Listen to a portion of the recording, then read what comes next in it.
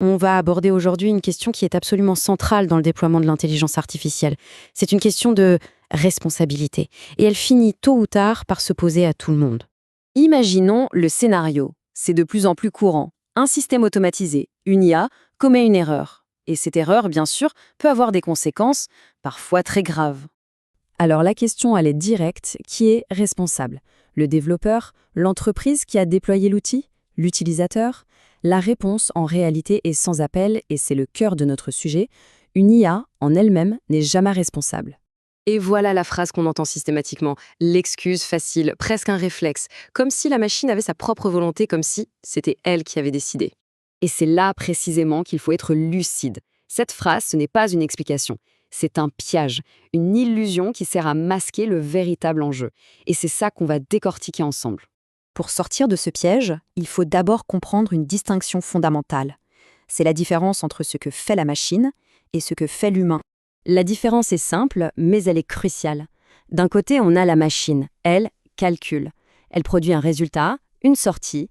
Elle n'a aucune conscience. Et surtout, elle n'assume rien. De l'autre côté, il y a l'humain. C'est lui qui décide. C'est lui qui valide ce que la machine a produit. Et au bout du compte, c'est donc lui qui assume l'entière responsabilité de cette décision.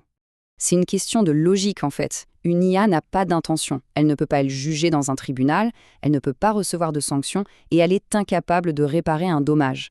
Juridiquement, c'est une entité qui n'existe pas. Du coup, ça déplace complètement le débat. La question n'est plus de savoir si l'IA est coupable. L'unique question qui compte, c'est qui a pris la décision de faire confiance à cet outil pour accomplir cette tâche précise. Et cette question nous plonge au cœur du problème. Le plus grand danger n'est pas technique, il est organisationnel.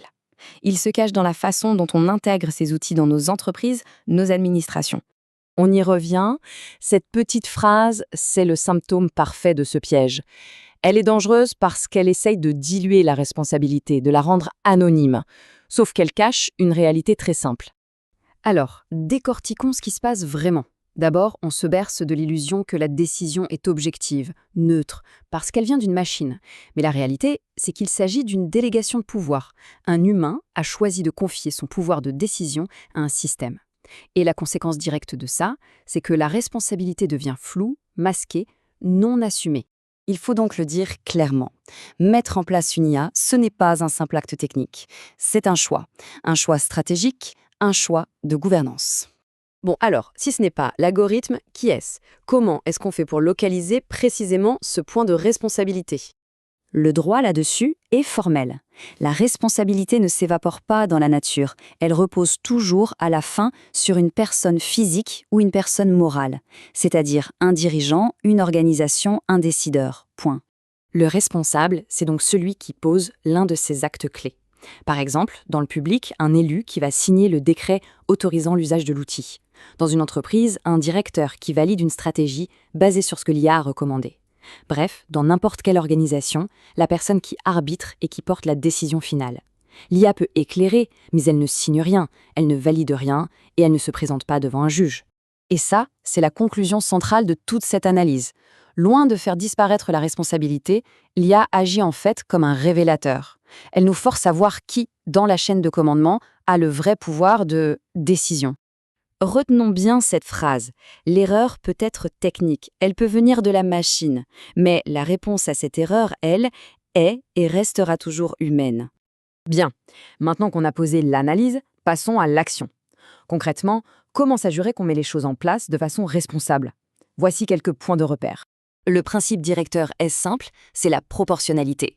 Plus l'impact d'une décision est grand, que ce soit en justice, en santé, pour les droits des personnes, plus la supervision humaine doit être forte, claire, explicite. C'est non négociable.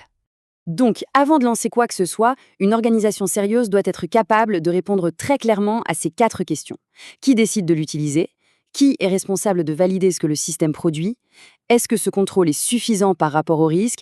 Et la question finale, la plus importante, si ça se passe mal, qui assume? Si les réponses à ces questions sont floues, c'est que le projet est dangereux. En fin de compte, la vraie maîtrise de l'IA, ce n'est pas une compétence technique. C'est une compétence de gouvernance. C'est de savoir tracer cette ligne, invisible mais fondamentale, entre ce que l'outil fait et ce que l'humain doit assumer. Et c'est peut-être ça l'idée la plus importante à retenir. Chaque fois qu'on délègue une décision à un système qu'on ne maîtrise pas, on ne prend pas seulement un risque technique, on prend le risque d'abdiquer notre propre responsabilité. Et une technologie qui n'est pas maîtrisée finit toujours, un jour ou l'autre, par nous imposer ses choix.